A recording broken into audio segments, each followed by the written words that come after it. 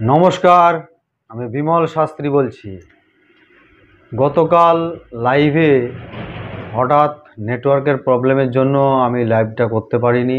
যারা যারা লাইভে এসেছিল তারা অনেক প্রশ্ন নিয়ে এসেছিল, সেগুলো কিছু নাম আমি সেভ করে রেখেছি। যদি তারা আমাকে এই ভিডিওতেও তারা যদি তাদের জন্মবৃত্তান্ত তাদের জানায় বা হোয়াটসঅ্যাপের মাধ্যমেও যদি তারা জানায়, তাহলে কিন্তু আমি তাদের সেই প্রশ্নের অ্যান্সার দেবো, কোনো অসুবিধা নেই।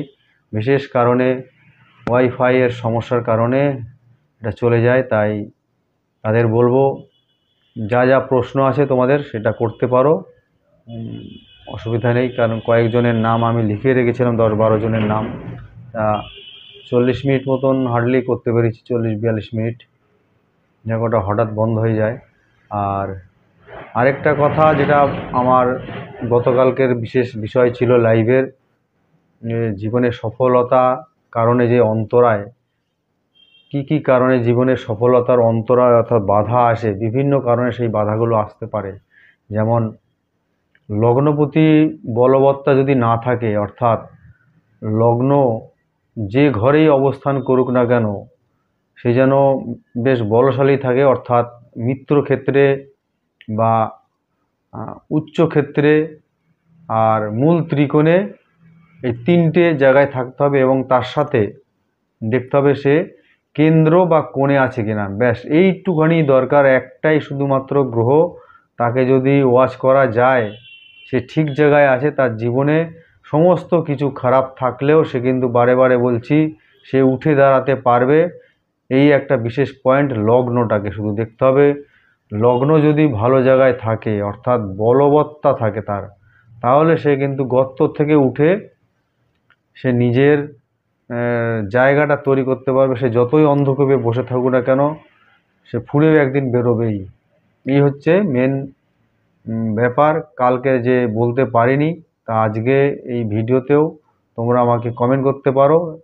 আর আরও বলবো, আরও এরকম বিভিন্ন রকমের সূত্র আছে।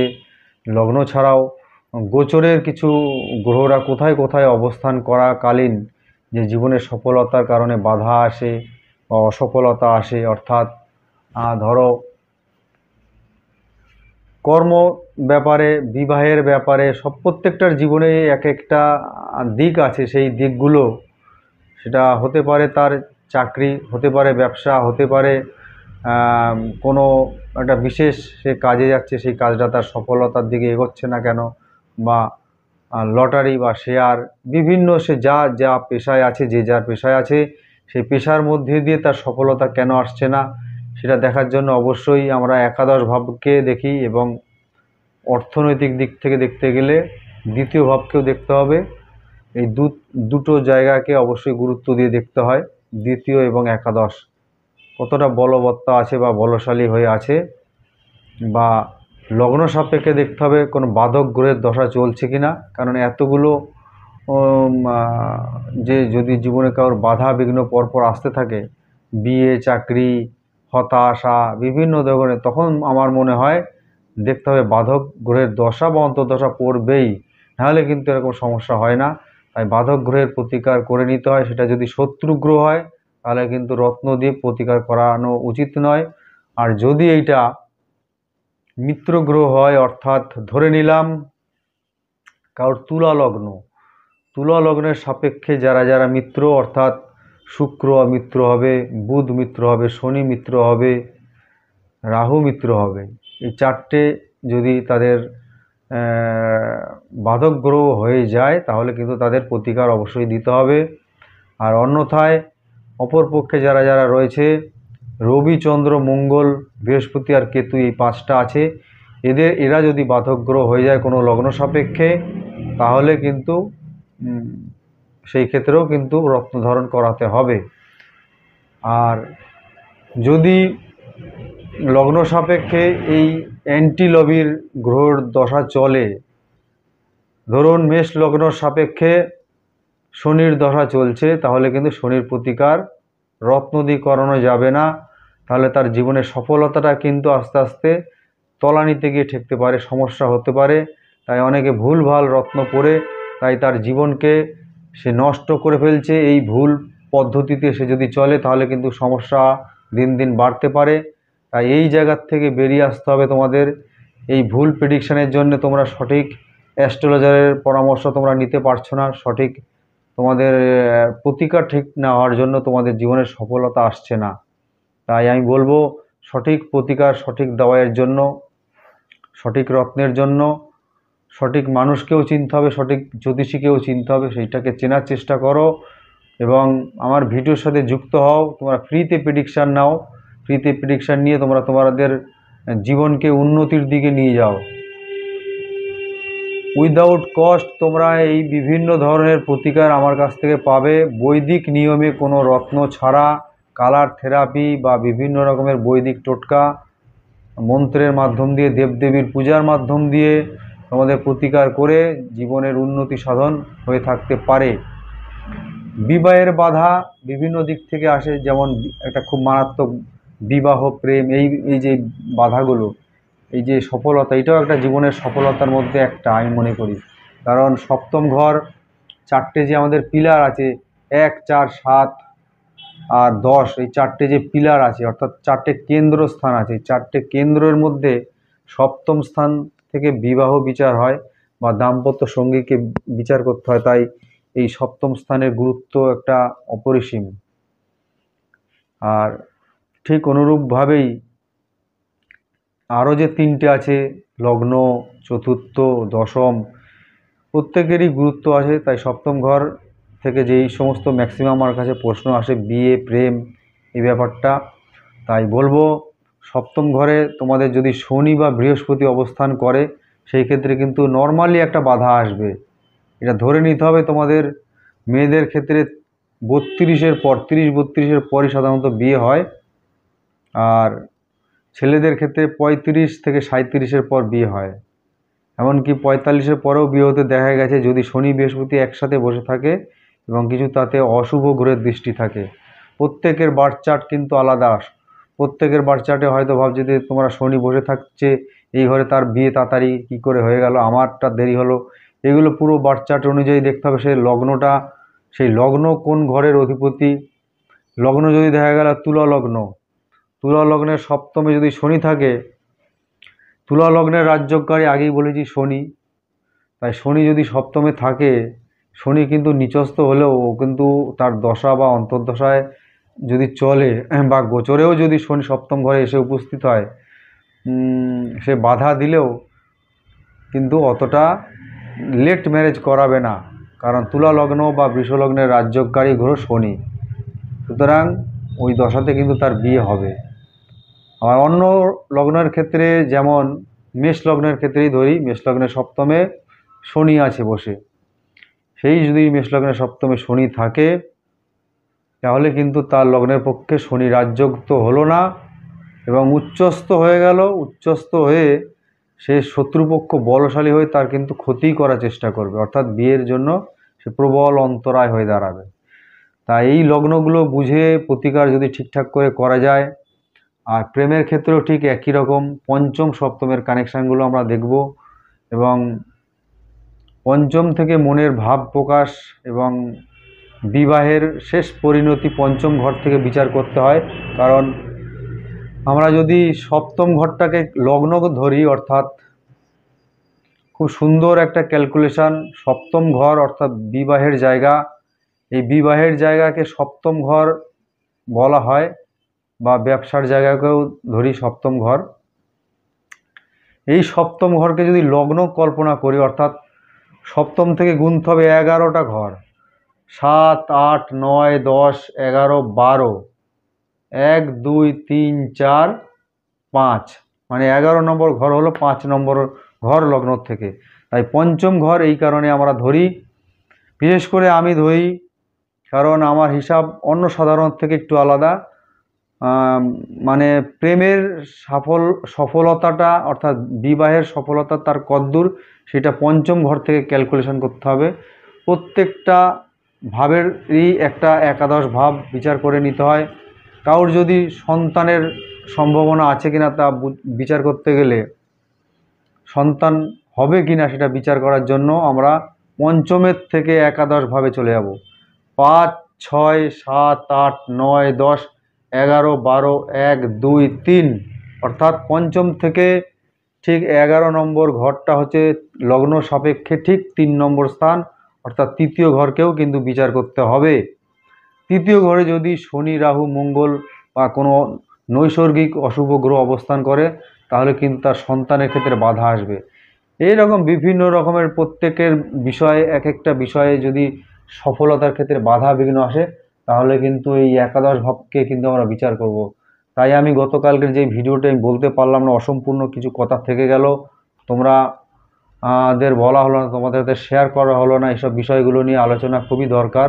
তাই এটা ভিডিও রূপে তোমরা দেখে নিও, ভিডিওর আকারে দেখলেও তোমরা অন্তত বুঝতে পারবে। আর এই ভিডিওর মাধ্যমে কমেন্ট করবে তোমাদের জন্ম বৃত্তান্ত, ফোন নাম্বার দিয়ে আমাকে কমেন্ট করবে, তাহলে কিন্তু অ্যান্সার অবশ্যই পাবে। আর যাদের যাদের অ্যান্সার দিতে পারলাম না, আমার কষ্ট লাগছে, তাদের বলবো আমাকে তোমরা হোয়াটসঅ্যাপে বা এই ভিডিওতে কমেন্ট করো, অ্যান্সার পাবে। এরকম দেখো অনেক রকমের সফলতা আছে, কারোর জীবনে ব্যবসার জন্য সফলতা পাচ্ছে না, সেই ক্ষেত্রেও কিন্তু পঞ্চম ঘরকে দেখতে হবে। কেউ যদি বলে এখানে পঞ্চম ক্ষেত্রে তো প্রেম হয় না, পঞ্চম থেকে ব্যবসাও দেখি, আবার প্রেমও দেখা হয়। পঞ্চম আবার পঞ্চমকে কেন ধরা হয়, কারণ চতুর্থ ঘর থেকে যেহেতু মন বিচার হয়, সেই চতুর্থ ঘরের কারক গ্রহ আবার চন্দ্র, কারণ মেষ লগ্ন যাদের রাশিচক্রের যে প্রথম ভাব, রাশিচক্রের কালপুরুষের রাশিচক্রের প্রথম রাশি হচ্ছে মেষ রাশি। তাই মেষ রাশির থেকে 4 নম্বর রাশিটা হচ্ছে কিন্তু কর্কট রাশি, তার অধিপতি চন্দ্র। তাই চন্দ্রকে মনের কারক গ্রহ বলা হয়। এবং আর এই চন্দ্রও কিন্তু একটা প্রেমের কারক গ্রহ ধরা হয় চন্দ্রকে এবং শুক্রকে। এবং এছাড়াও রাহুকেও কিছু কিছু ক্ষেত্রে ধরা হয়, কারণ রাহু একটা অনুঘটকের ন্যায় কিন্তু কাজ করে। তাই রাহুর বিবাহের ক্ষেত্রে এবং প্রেমের ক্ষেত্রে কিন্তু এর একটা ভালো গুরুত্ব আছে। তাই রাহুকে অযথা আমাদের মধ্যে অনেকেই দোষারোপ দিয়ে থাকে, রাহু খুব বাজে গ্রহ। তাই রাহুর কিন্তু সবসময় বাজে ফল দেয় না। রাহু কিন্তু সঠিক জায়গায় যদি থাকে লগ্ন সাপেক্ষে একাদশ স্থানে 3 নম্বর, 3, 6, 8 এবং 11, কিছু কিছু ক্ষেত্রে দশম ঘরেও কিন্তু ভালো ফল দেয়। এই জায়গায় যদি থাকে তাহলে কিন্তু ভালো ফল দেবে। আবার অনেকের চাকরির যোগ আছে, সেই চাকরিটা পাচ্ছে না, কানের কাজ দিয়ে বেরিয়ে যাচ্ছে। এই সব ব্যাপারগুলো সফলতা জন্য বলবো তাদের জীবনে কোনো বাধা আসছে, সফলতার কারণে কি অসফলতার জন্য তাদের হচ্ছে না, কোন গ্রহের জন্য হচ্ছে না, এটা ছকটা দেখতে হবে। অর্থাৎ সেই লগ্ন থেকে দশম ঘরে চলে যেতে হবে। দশম ঘর এর অধিপতিটা কোথায় বসে আছে, 6, 8, 12 ঘরে বসে আছে কিনা দেখতে হবে। যদি এই দুস্থানে বসে থাকে তাহলে কিন্তু সেই চাকরিটা তার সমস্যা তৈরি হবে। বা তাদের যদি 6, 8, 12 নম্বর ঘরে যদি কোনো গ্রহরাও যদি অবস্থান করে থাকে, তাদের যদি দশা অন্তর্দশা পড়ে সেই ক্ষেত্রেও কিন্তু সমস্যা তৈরি হবে। বা সেই সমস্ত গ্রহ যদি দশম ঘরে তাদের দৃষ্টি দেয় তাহলে কিন্তু সমস্যা হবে, চাকরির ক্ষেত্রে বাধা আসবে। আবার এইরকমভাবে তোমরা দেখবে যে তোমাদের বার্থ চার্টটাকে মিলিয়ে দেখবে, ঠিক দশম ঘর লগ্ন থেকে কাউন্ট করে করে অ্যান্টি ক্লকওয়াইজ দেখতে হবে। অ্যান্টি ক্লকওয়াইজ দশম ঘরটাকে ক্যালকুলেট করবে চাকরি জায়গাটা। আর সরকারি চাকরির জন্য বা যে কোনো চাকরির জন্যই 2, 6, 10 নম্বর ঘরটাকে তোমরা বিচার করতে পারো। যদি লগ্নপতি 2, 6 অথবা 10 নম্বর ঘরে থাকে, পরিষ্কার ধরে নিতে পারো তোমরা কিন্তু চাকরি তোমাদের দ্বারা হবে। আর যদি লগ্নপতি অন্য কোনো ভাবে থাকে, অর্থাৎ 3, 6 একাদশ স্থানে থাকে, সেই ক্ষেত্রে তার কিন্তু চাকরির যোগ্য নাও হতে পারে। তার ঘরে বসে কিছু একটা প্রফেশন হয় বা ব্যবসা হয়, বা তার নিজস্ব একটা চেম্বার থাকতে পারে, যেমন অ্যাস্ট্রোলজির চেম্বার বা ওকালতি করা ইত্যাদি, ডাক্তারের চেম্বার ইত্যাদি। আবার কারোর যদি 4, 8, 12-তে যদি থাকে, তারা ঘরে বসে কোনো ব্যবসার সাথে যুক্ত থাকে, কুটির শিল্প হতে পারে বা বিভিন্ন ধরনের ঘরের মধ্যেই তাকে থেকে ব্যবসাটা করে, এরকম কিছু হয়। সেই লগ্নপতিকে নিয়ে ক্যালকুলেশন। তাই লগ্নের গুরুত্ব তোমরা আশা করি বুঝতে পারছো। এর সাথে ওই জায়গায় থাকলেই হবে না, লগ্নকেও কিন্তু বলশালী হতে হবে। লগ্নপতি যেই জায়গায় যাচ্ছে, যেই জায়গায় থাকুক না কেন, তাকে অন্তত ভালো কোনো গ্রহ, মিত্র গ্রহ কিন্তু অবশ্যই তাকে যেন দৃষ্টি দেয়, তাহলেই কিন্তু সেই ভালো ফলটা পাবে, নাহলে কিন্তু ভালো ফল পাওয়া যাবে না। এই জীবনের সফলতার অনেক রকম ভাগ আছে, তোমরা কিভাবে দেখতে চাইছো সেই ভাবগুলোকে, প্রত্যেকটা ভাবের বিষয় আলাদা। লগ্ন ভাব থেকে শরীর বিচার হয়। কেউ যদি শরীরের ব্যাপারে বা জানতে চায়, শরীরের স্বাস্থ্য সচেতনতা বা রোগ ব্যাধির ব্যাপারে 6 নম্বর ঘর থেকে বিচার করতে হয়। হ্যাঁ, 6 নম্বরের একাদশভাবে চলে যাব, তার রোগের সফলতাটা কতটা, রোগ আরোগ্য হবে কিনা, সেই 6 নম্বরকে লগ্ন ধরে 11 নম্বর যেটা হবে সেইটা, সেই ঘরটার মধ্যে দেখতে হবে কোনো অশুভ গ্রহ আছে কিনা, বা গোচরের গ্রহরা তাকে দৃষ্টি দিয়েছে কিনা। এইভাবে গোচরটাকেও অবশ্য ক্যালকুলেশন করতে হয়। গোচরের মধ্যে মাত্র 3টে গ্রহকে নিয়ে ক্যালকুলেশন করতে হয়, শনি, বৃহস্পতি আর রাহু। কারণ এই 3টে গ্রহ সবচেয়ে বড় এবং প্রত্যেকটা রাশিতে এরা অনেক দিন করে থাকে, তাই এই 3টে গ্রহকে নিয়েই সাধারণত ক্যালকুলেশন করা হয়। যাই হোক, ভিডিও বেশি লেন্দি করব না। তোমাদের বিশেষ কিছু জানার থাকলে আমাকে জানিও, কমেন্টের মাধ্যমে জানিও, আমি যথাসাধ্য অ্যান্সার দেওয়ার চেষ্টা করব। আমার আফসোস হচ্ছে তোমাদের জানাতে পারলাম না, আগামী দিনের যে ভিডিও লাইভ করছিলাম সেই লাইভটা কেটে যাওয়ার জন্য আমি সঙ্গে সঙ্গে লাইভ বন্ধ করে উপায় নেই, তাই ভিডিওটা করলাম। ধন্যবাদ। যদি কিছু জানার থাকে আমাকে অবশ্যই তোমরা জানাবে, নির্দ্বিধায় জানাবে, একদম নিঃসংকোচে জানাবে। আর ফোন নাম্বার আমার ভিডিওর মাঝখানে কোথাও এক জায়গায় হয়তো দেওয়া থাকবে, তোমরা দেখে নেবে। আর হোয়াটসঅ্যাপের মাধ্যমে জানাতে পারো, তবে ভিডিও রিলেটেড কিছু প্রশ্ন করবে, তাহলে কিন্তু ফ্রিতে অ্যান্সার পাবে। অনেকে ভিডিও রিলেটেড ছাড়াও কিন্তু অনেক রকমের প্রশ্ন করে, সেই প্রশ্নের অবান্তর প্রশ্নের উত্তর দিতে কিন্তু সমস্যা হয়। তাই একটু চিন্তা ভাবনা করে প্রশ্নটা করবে, এবং একটা করলেই ভালো হয়। ঠিক আছে, শুভরাত্রি, তোমরা সবাই ভালো থেকো, সুস্থ থেকো।